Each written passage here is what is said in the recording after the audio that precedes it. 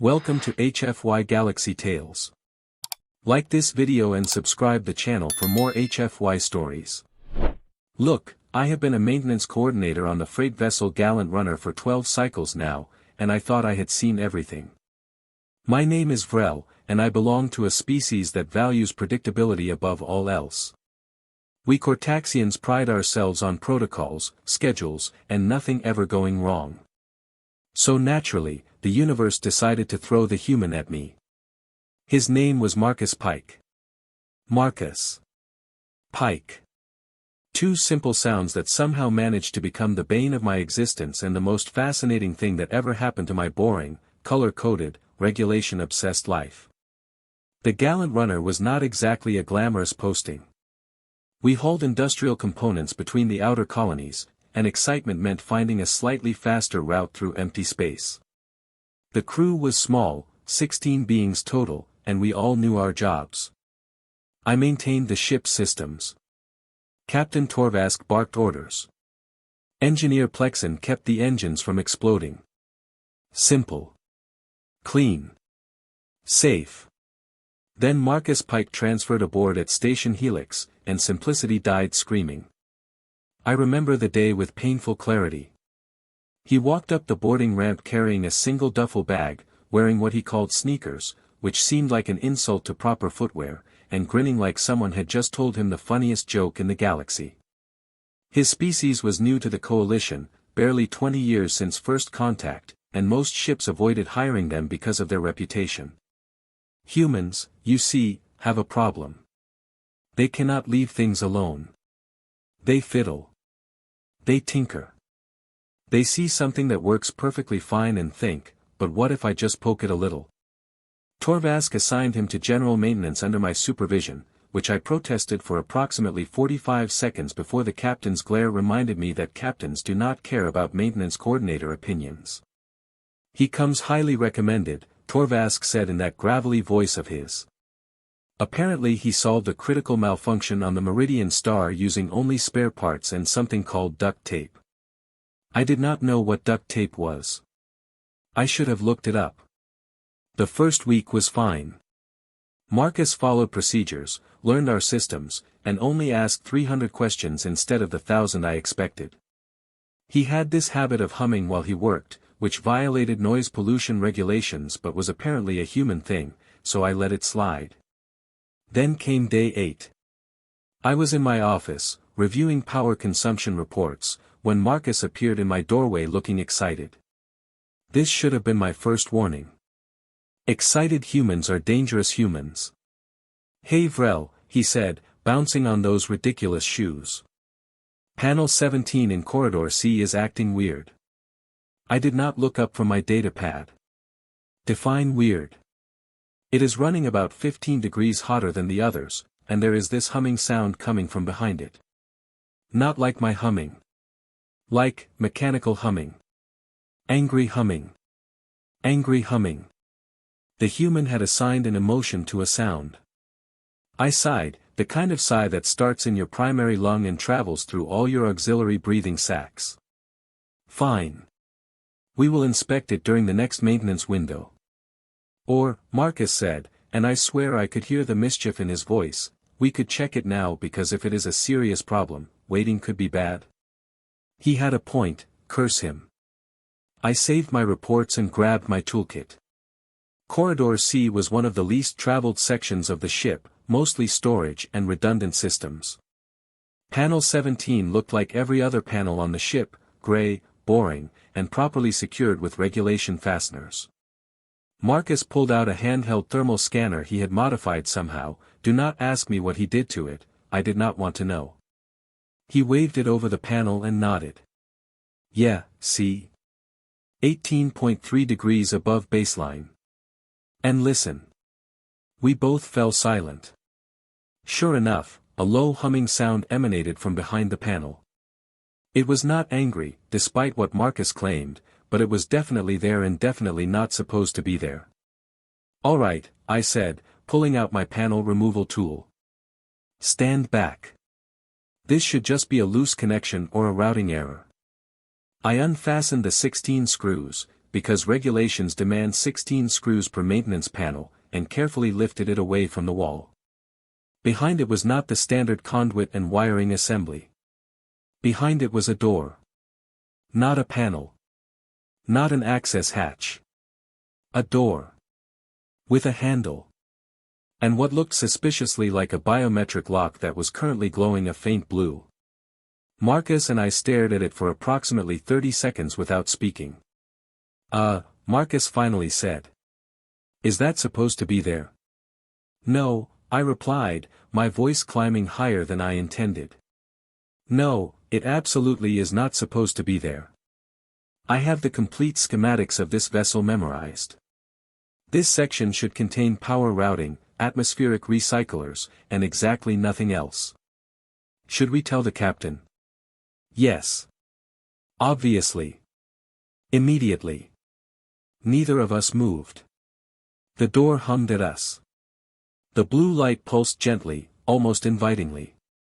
Or, Marcus said slowly, we could just take a quick peek inside first. You know.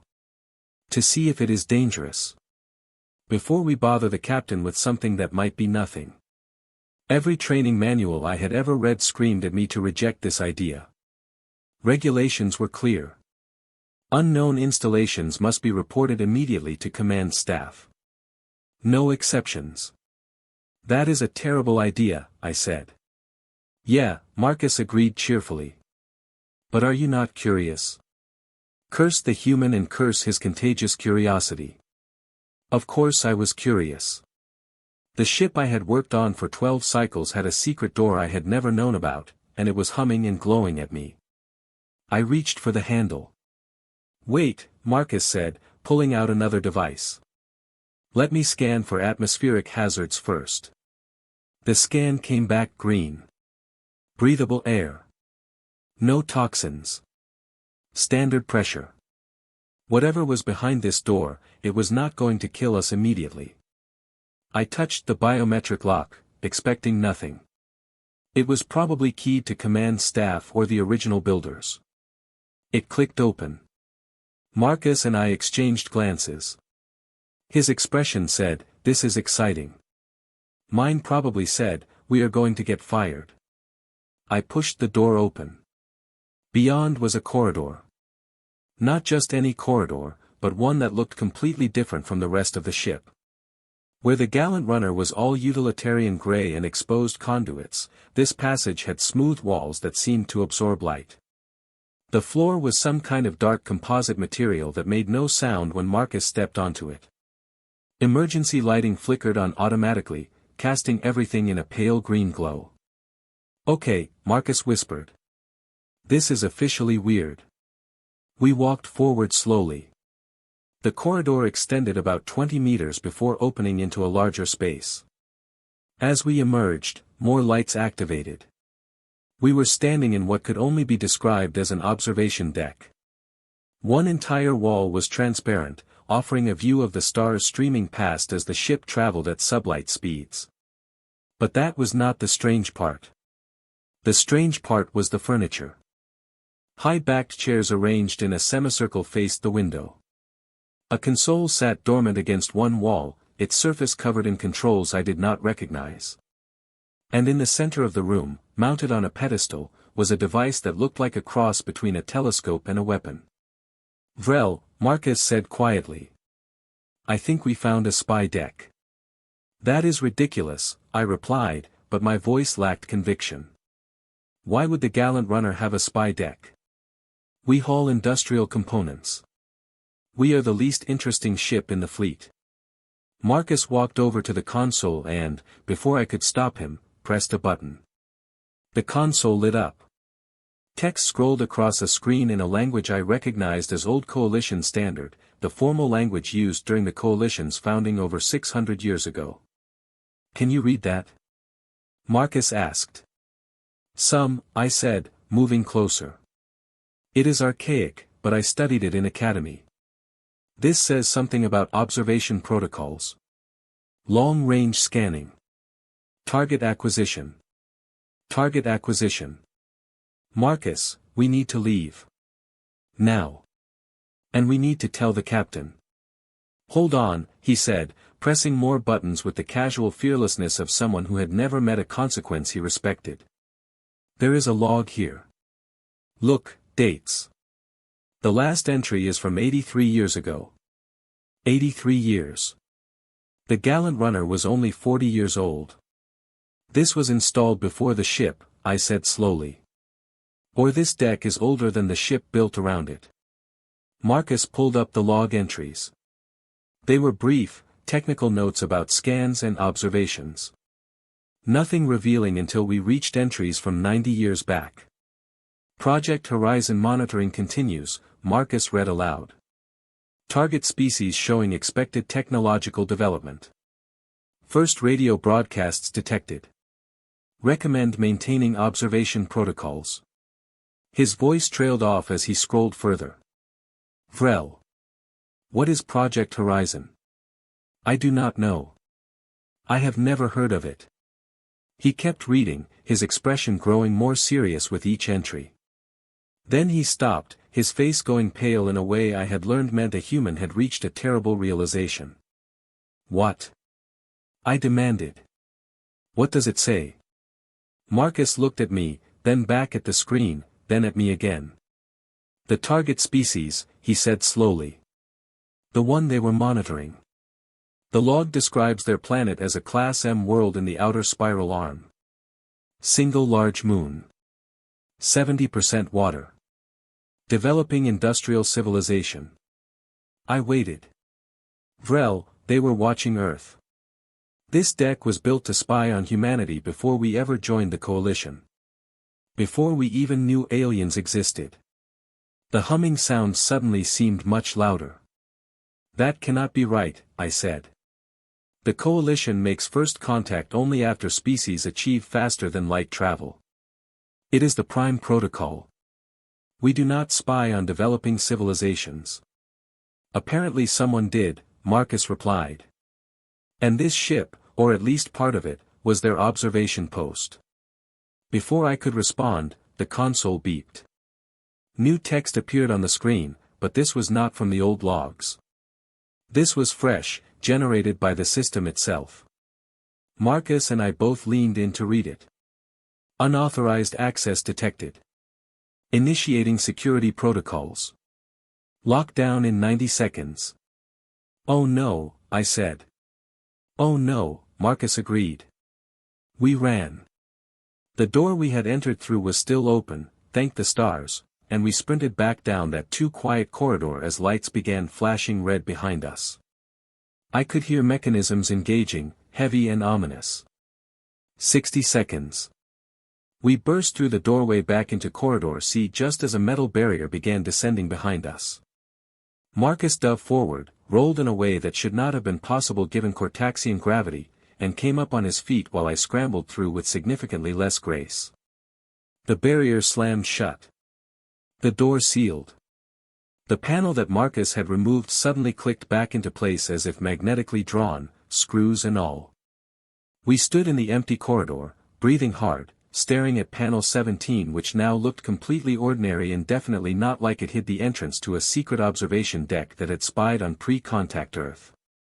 So, Marcus said between breaths. Do we tell the captain now? Yes, I gasped. Absolutely. Immediately. Or, Marcus said, because of course he did. We could do some research first. Find out what Project Horizon was. Because if we go to Torvask now, he is going to ask questions we cannot answer, and that door just locked itself. We do not even have proof anymore. I hated that he was right. The thing about secrets is that they get heavier the longer you carry them. 3 days after Marcus and I found the hidden deck, I had developed what humans call a nervous twitch. My left eye membrane kept fluttering at random intervals, and I had started triple-checking every panel on the ship, convinced they were all hiding secret spy rooms. Marcus, naturally, seemed completely fine. He whistled while he worked. Whistled. As if we had not stumbled onto evidence that someone in the coalition had been watching his species for decades before first contact. We met in the cargo bay during Gamma shift when most of the crew was asleep. Marcus brought his datapad and a container of what he called coffee, which smelled like burnt ambition and poor life choices. "Okay," he said, settling onto a storage crate. I had been digging through public records, historical databases, anything I could access without triggering security flags. And I perched on a container across from him, my tail twitching nervously. Project Horizon is not in any official database. Not under that name. But I found references to something called the Observation Initiative in some declassified military documents from about 100 years ago. It was a coalition intelligence program designed to monitor developing species that showed potential for eventual membership. That violates the Prime Protocol, I said flatly. Yeah, well, apparently the coalition was not always as noble as the recruitment posters suggest. Marcus took a sip of his coffee and made a face. The program was supposedly shut down 70 years ago after some kind of scandal. Records are sealed. So someone built observation posts, spied on pre-contact civilizations, and then what? Just abandoned the equipment when the program ended? Looks that way. The Gallant Runner was built 40 years ago by Viridian Shipworks. Standard civilian freighter. But I pulled the construction records, and there is a 6-month gap where the ship was listed as in dry dock for structural modifications. I felt my breathing sacs constrict. Modifications. Right. What if they did not build the observation deck? What if they found it, maybe floating in a decommissioned station or salvage yard, and just built the ship around it? Easier than dismantling it, and hey, free extra compartment. That is insane, I said. You cannot just build a ship around classified intelligence equipment and hope no one notices. Marcus grinned. You can if you bribe the right inspectors and file the paperwork in triplicate. Never underestimate the power of bureaucratic incompetence. He had a point, unfortunately. I had filed enough maintenance reports to know that half of them disappeared into administrative black holes, never to be read by anyone. So what do we do? I asked. The door locked itself. We cannot get back in even if we wanted to. About that. Marcus pulled up a schematic on his datapad. I have been thinking. The security system activated because we accessed the console. But the door opened when you touched the biometric lock. Which means the system recognized you. Impossible. My biometrics would not be in a 90-year-old database. Unless the system is not that sophisticated. Maybe it just needs any crew member's biosignature to open the door, but it protects the actual equipment inside from unauthorized access. Makes sense, right? You want maintenance to be able to enter if there is a problem, but not to mess with sensitive intel. I considered this. It was plausible, in a terrifying sort of way. Marcus, even if we could get back in, why would we? This is way above our clearance. We should report it and let command handle it. Because, Marcus said, leaning forward with that intense look humans get when they are about to suggest something phenomenally stupid, that console had active scans running. Current scans. I saw the timestamp before we ran. Whatever that deck is doing, it is still doing it. My eye membrane fluttered again. That is not possible. The program was shut down. Officially. But automated systems do not care about official. If no one physically shut it down, it could have been running this whole time, just sitting there in its hidden room, watching and recording. Recording what? Marcus shrugged. That is what we need to find out. Look, Vrel, I know you are nervous. Trust me, I get it. But think about what this means. Someone in the coalition was spying on Earth when my ancestors were still figuring out combustion engines. Do you not want to know why? Do you not want to know what they found important enough to watch us for decades? I did want to know. That was the problem. Curiosity was apparently contagious, and I had caught a terminal case of it from the human. If we do this, I said carefully, we do it smart. No touching anything. We get in, we gather information, we get out. And then we decide what to do with it.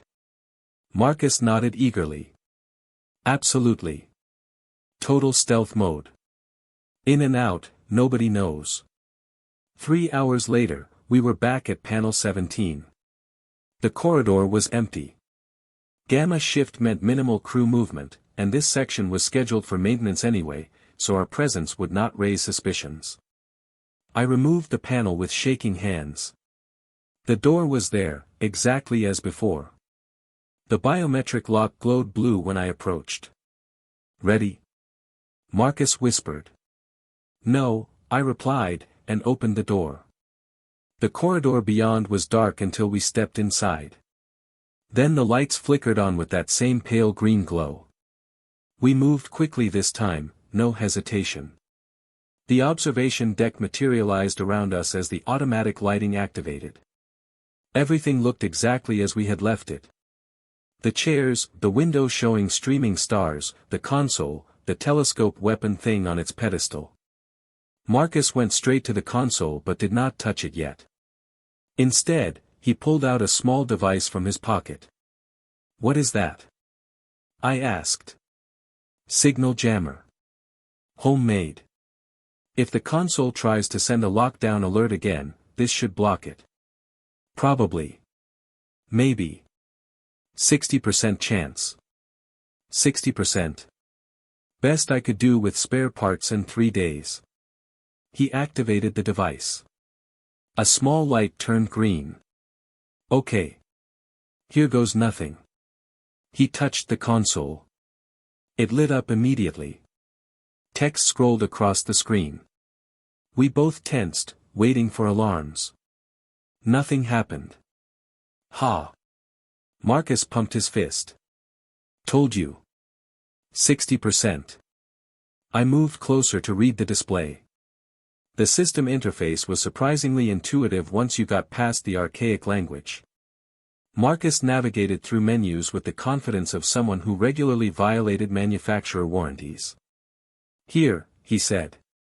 Active scan logs. Look at this, Vrel. It has been continuously monitoring Earth for 93 years. The logs were extensive. Detailed observations of technological development, political changes, cultural shifts. Someone, or rather, something, had been watching Earth through its entire industrial revolution, both world wars, the space race, everything. Why though? I wondered aloud. What was the point? The coalition makes first contact when species achieve faster than light capability. Why watch all this other stuff? Marcus kept scrolling. Maybe they were looking for something specific. Some indicator that we would be compatible with coalition membership. Or. He paused. Or they were checking if we were a threat. That thought had not occurred to me. But it made a horrible kind of sense. An intelligence organization monitoring a developing species, tracking their weapons development, their aggression levels, their expansion patterns. Look at this entry, Marcus said, pointing to a log from 52 years ago. Major alert. Multiple nuclear detonations detected. Recommendation, increase monitoring priority. Assess extinction risk. The Cuban Missile Crisis. I had studied Earth history as part of cultural integration training. Humanity had come terrifyingly close to destroying itself. They were making sure we did not wipe ourselves out, I said slowly. Or maybe making sure we did not become too dangerous before they could intervene. Marcus pulled up more recent entries. The logs continued right up to first contact 20 years ago, and then. They changed. Post-contact, the entries shifted from observation to assessment. Notes about human integration into coalition society. Performance metrics on human crew members serving on coalition vessels. Psychological profiles. Cultural compatibility ratings. They are still watching us, Marcus breathed. Even after first contact. Even after we joined. They are still collecting data. I felt cold. Marcus, this is not just historical records. This is active surveillance. He nodded grimly. Yeah. And look at this. He opened another file. These are not just watching Earth. There are observation protocols here for 6 other species. 3 of them I have never even heard of. I recognized one name. The Ythrani. They had joined the coalition 8 years ago. Marcus opened their file. The same pattern. Decades of pre-contact observation. Post-contact assessment. Ongoing monitoring. Someone is running an intelligence operation on coalition member species, I said. Using hidden decks on civilian vessels. How many ships do you think have these? Marcus asked quietly. I have no idea. But if they built them into salvage or decommissioned stations before constructing new vessels around them, there could be dozens. Hundreds, even. We stood in silence, the weight of what we had found pressing down on us. This was not some abandoned relic. This was an active, ongoing program that violated basically every principle the coalition claimed to stand for. We have to report this, I said. Marcus, we have to tell someone. Who? He challenged. Think about it, Vrel. This operation has been running for nearly a century. It survived program shutdowns, security audits, crew changes. Whoever is behind this has serious resources and serious reach. We report to the captain, it goes up the chain, and what? You think it stops there? Or do we suddenly have accidents during the next port call? I wanted to argue, but he was right. The paranoia was justified. So what do we do? My voice came out smaller than I intended. Marcus stared at the console for a long moment. Then he pulled out a data chip. We copy everything. Every log, every file, every scrap of information this thing has. Then we get it to someone who can actually do something about it. Someone outside the normal chain of command. Like who? I have a friend who works for the Coalition Ethics Board. We went through training together. If anyone would take this seriously and have the authority to investigate, it is them. It was risky. Copying classified data was a criminal offense. But leaving an illegal surveillance operation running seemed worse. Do it, I said. Fast. Marcus inserted the chip and started the transfer. Progress bar crawled across the screen. 93 years of surveillance data takes time to copy, apparently. We waited. Every sound made me jump. The gentle hum of the ship's systems. The distant clang of cargo containers shifting. The pounding of my own cardiac organ. 70%. 80%. Then Marcus froze. Vrel. Do you hear that? I listened. Footsteps. In the corridor outside. Multiple sets. The progress bar hit 95%. The footsteps grew louder. Voices now. I recognized one. Captain Torvask. Marcus, we have to go. Now. 20 more seconds. 15 seconds. 10. The footsteps stopped right outside the hidden door. 5 seconds. Complete. Marcus yanked the data chip, shoved it in his pocket, and we bolted for the exit. But instead of the corridor we had entered from, he pulled me toward a second door I had not noticed before. It opened into a maintenance shaft. Go, he hissed. We climbed down the shaft as fast as we could. Above us, I heard the hidden door open. Heard Torvask's voice, confused and angry. We dropped into a lower corridor, one level down. Ran. Turned corners randomly. Finally stopped in an equipment closet, breathing hard. They know, I gasped. Someone told them about the room. Or the system alerted them when we copied the data, Marcus said. Either way, we have bigger problems now. He pulled out the data chip. Such a small thing. So much terrible knowledge. What do we do? I asked. Marcus looked at me, his expression more serious than I had ever seen it. We finish this. We get this information to my friend. And then we hope we are wrong about how deep this goes. Spoiler alert, we were not wrong. We were not wrong at all. But that, as they say, is a problem for future Vrel and future Marcus. Present Vrel just wanted to survive the next 24 hours without getting spaced for industrial espionage. The human patted my shoulder. Hey. We fixed the broken panel. We opened the hidden deck. We found the truth. Not bad for a week's work, right? I looked at him. At this strange, curious, reckless species that someone had thought needed decades of surveillance. Marcus, we might have just started an interstellar incident. He grinned. Yeah. But at least it will not be boring. Humans. I swear. They are going to get us all killed. Or save us all. Honestly, with humans, it could go either way.